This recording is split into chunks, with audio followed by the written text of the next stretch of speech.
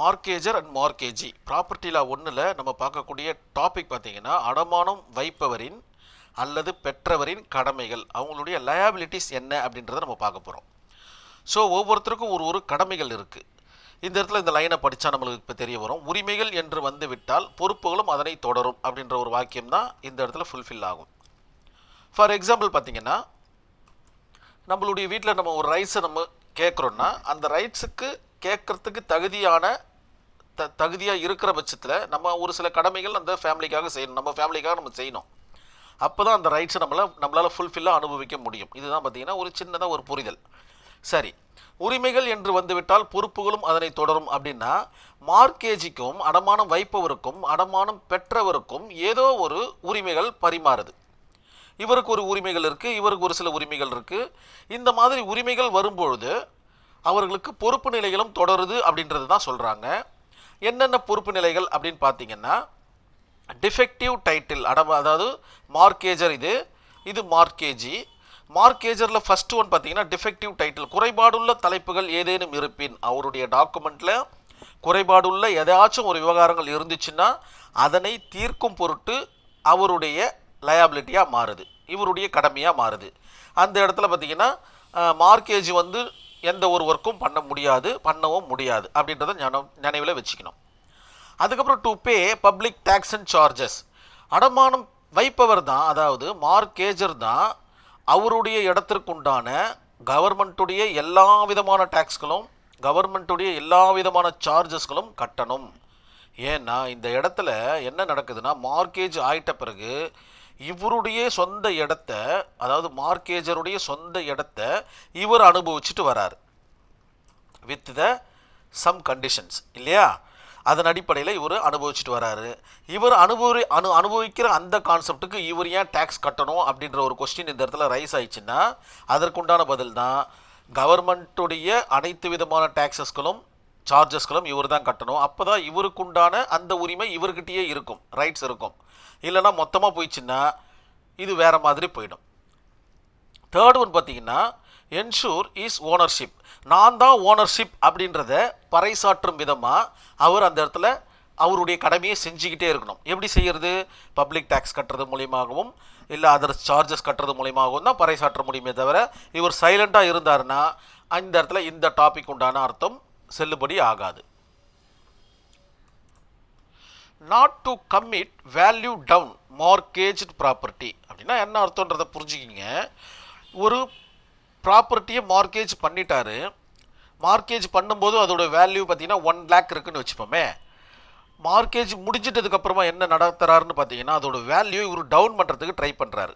அதாவது 1 lakhக்கு பதில் 50,000 கொண்டு வரதுக்கு ட்ரை பண்ணுறாருன்னா என்னது? அந்த வீட்டில் அந்த நிலத்தில் இருக்கிற வீட்டை இடிக்கிறது, அதை பழுது பார்க்காம அப்படியே வெட்டுறது, இருக்கிற மரத்தை எல்லாம் வெட்டிடுறது, இந்த மாதிரி விவகாரங்களை பண்ணும்போது அந்த இடத்தோடையே சேர்ந்த அந்த அசட்ஸுகளுக்கும் உண்டான வேல்யூ தான் ஒரு மார்க்கேஜ். அதற்குண்டான வேல்யூவை கம்மி பண்ணும்போது இவர் அதை மீட்க முடியாமலோ இல்லைன்னா வேற எந்த ஒரு ஒர்க்கும் பண்ண முடியாமலோ மார்க்கேஜ் தவிக்கப்படும் போது அதில் இவர் எதனா ஆதாயம் காணுப்பார் அப்படின்ற ஒரு கான்செப்டில் தான் இந்த ஒரு லைனை கொண்டு வந்திருக்கு. அந்த மார்க்கேஜுடைய வேல்யூவை இவர் குறைக்கக்கூடாது இவருடைய இடம் அப்படின்றதுனால, அதையும் நம்ம நினைவில் வச்சுக்கணும்.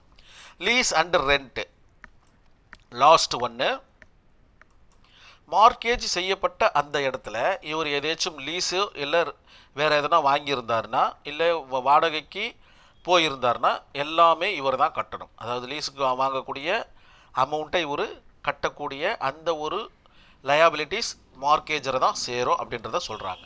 இவ்வளோ தான் விஷயம், இவருடைய கான்செப்ட் இவ்வளோ தான், மார்க்கேஜருடைய லயபிலிட்டிஸ் இவ்வளோ தான். இந்த இடத்துல அப்படியே வந்தீங்கன்னா அடமானம் பெற்றவர் மார்க்கேஜியோடைய லயபிலிட்டிஸ் என்ன அப்படின்னு பார்த்தீங்கன்னா, மேனேஜ்மெண்ட் ஆஃப் ப்ராப்பர்ட்டி, அடமானம் பெற்ற அந்த ப்ராப்பர்ட்டி இவர் மேனேஜ்மெண்ட் பண்ணக்கூடிய கடமையை பெற்றவராக இந்த இடத்துல கருதப்படுகிறார். ரெண்ட் கலெக்ஷன், இதுலேருந்து வரக்கூடிய ரெண்ட்டை வந்து இவர் கலெக்ட் பண்ணணும் ஆஸ் பர் கான்ட்ராக்ட் பிரகாரம். அதில் எத்தனை பர்சன்டேஜ் இவருக்கு போகணும், எத்தனை பர்சன்டேஜ் இவருக்கு வரணும், இல்லை மொத்தமே இவர் தான் வச்சுக்கணுமா, அந்த மார்க்கேஜுடைய அமௌண்ட்டை கழிச்சிக்கணுமா, எல்லா விவகாரங்களையும் இவர் தான் மெயின்டைன் பண்ணணும். அதுக்கப்புறம் பார்த்திங்கன்னா நெசசரி ரிப்பேர்ஸ், அந்த வீடோ இல்லைன்னா அந்த தோட்டமோ இந்த மாதிரியான விவகாரங்களுக்கு ஒரு நெசசரியான ஒரு ரிப்பேர் பண்ணணும், அதாவது செடிக்கு தண்ணி ஊற்றுறது, வீட்டுக்கு வந்து பழுது பார்க்கறது, இந்த மாதிரியான விவகாரங்கள்லாம் இவர் சரி செய்வதற்குண்டான கடமைகள் பெற்ற நபராக இருக்கிறாரு. ப்ரெசர்வேஷன் ஆஃப் ப்ராப்பர்ட்டி, அந்த ப்ராப்பர்ட்டியை பாதுகாக்கும் அந்த கடமை மார்க்கேஜியே சேரும் அப்படின்னு சொல்கிறாங்க. அதுக்கப்புறம் இன்சூரன்ஸ் அப்படின்ற ஒரு டாபிக் இருக்குது, மிக முக்கியமான ஒரு டாபிக். பார்த்தீங்கன்னா இவர் பார்த்தீங்கன்னா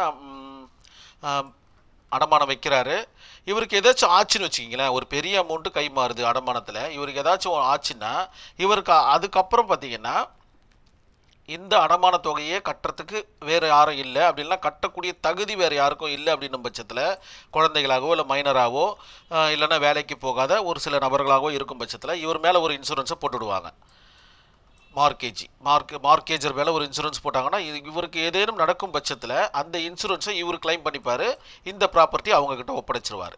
இதுதான் பார்த்தீங்கன்னா இன்சூரன்ஸ்க்கான concept.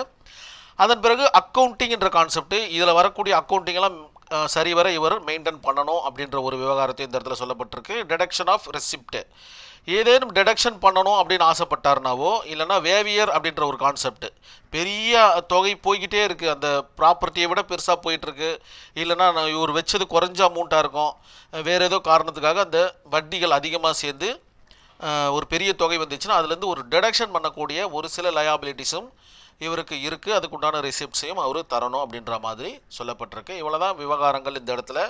Liabilities of mortgager and mortgagee. எப்படி நீங்கள் எக்ஸாம் எழுதணும் அப்படின்னு பார்த்தீங்கன்னா, இந்த இடத்துல இருக்கும்போது அந்த இடத்துல உங்களை நீங்கள் நிலைநிறுத்துங்க, நீங்கள் தான் இந்த இடத்துல மார்க்கேஜர்.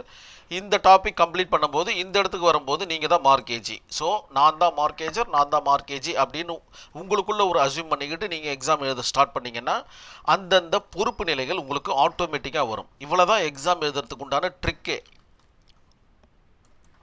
நம்மளுடைய சாரதி லா ஸ்டடீஸில் ஒரு வாட்ஸ்அப் குரூப் ஒன்று ரன் ஆகிட்டு இருக்கு. அதில் இணையணும்னு ஆசைப்பட்டீங்கன்னா என்னுடைய நம்பருக்கு நீங்கள் ஹாய் மெசேஜ் போடுங்க, உங்களுடைய பெயர் அண்ட் ஊரோடு போட்டிங்கன்னா உங்களை நான் குரூப்பில் சேர்த்துக்கிறேன். இனி வரும் காலங்களில் அதன் மூலயமா உங்களுக்கு ஒரு சில ப்ராக்டிஸ் சம்மந்தப்பட்ட வீடியோஸ் வரும், ஒரு சில ஒர்க்கும் அதில் இருக்குது, அதை நம்ம யூஸ் பண்ணிக்கலாம். இந்த வீடியோ கண்டிப்பாக உங்களுக்கு பிடிச்சிருக்கும்னு நினைக்கிறேன். நன்றி, வணக்கம்.